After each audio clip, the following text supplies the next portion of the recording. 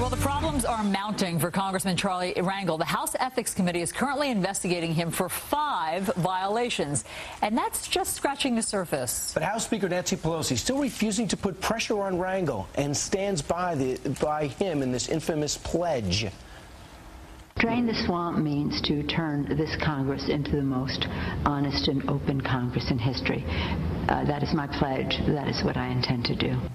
All right, so why hasn't the Speaker removed Rangel as chairman of the Ways and Means Committee? Let's ask Congressman and House Oversight Committee ranking member Darrell Issa. Congressman, thanks for joining us this morning. Well, thanks for having me on. And, you know, the question is a wonderful question. The reason that the Speaker doesn't do it is pure politics. She doesn't want to take on interest groups that each of the chairmen use to get to that position. In the case of Charlie Rangel, she needs to take on both the Black Caucus and, quite frankly, the seniority system.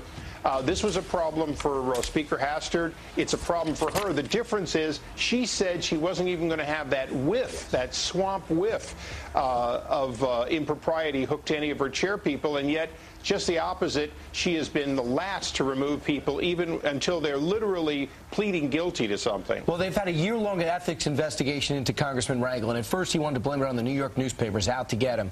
But if you look at what has happened, how he's had to rewrite his tax returns, he's worth like almost 3 times as much as he says he has. How could he continue to hold this job? Does it stagger you to think that there has to be more information coming out to get him to step aside? Well, you know, perhaps he got a countrywide loan because the Speaker and Chairman Towns are blocking us even finding out who got the VIP loans. This is the problem with this Congress, is they got in by blaming Republicans, and there was plenty of blame to go around. And yet they're worse, not better, when it comes to dealing with people who have clearly done something wrong or outside the rules, and now they're saying, but until ethics decides. Charlie Rangel failed to report a house with income in the Dominican Republic.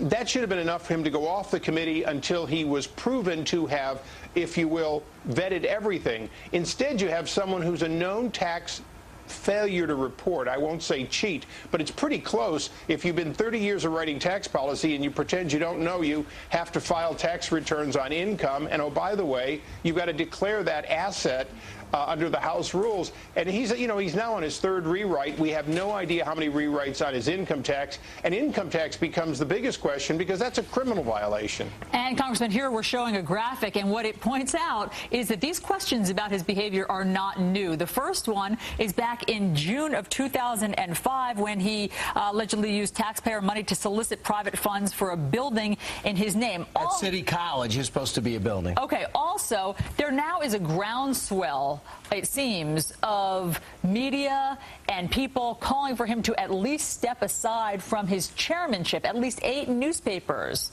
have weighed in on this on their editorial pages. Here, I mean, obviously the Washington Post, the New York Times, the Buffalo News has gone so far as to ask him to resign from Congress.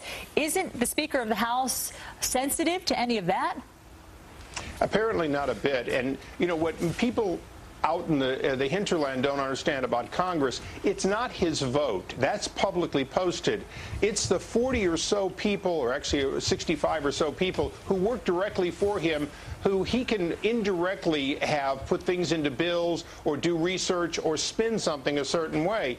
That staff, that control of congressional committee staff, is what gives him the tremendous power to do things behind closed doors. That's what he still has. That's what Speaker Pelosi needs to take away to begin with. And if Charlie wants to remain in Congress, I think he has to give us copies of his tax returns as to these assets showing that he paid taxes. If he didn't, it's unconscionable to raise people's taxes without a willingness to pay your own. Well, it could be on top of your things to do list as the ranking member of the House Government Reform and Oversight Committee. Congressman Darrell Issa, always good to have you on. Thanks for joining us this morning. Thanks, Brian.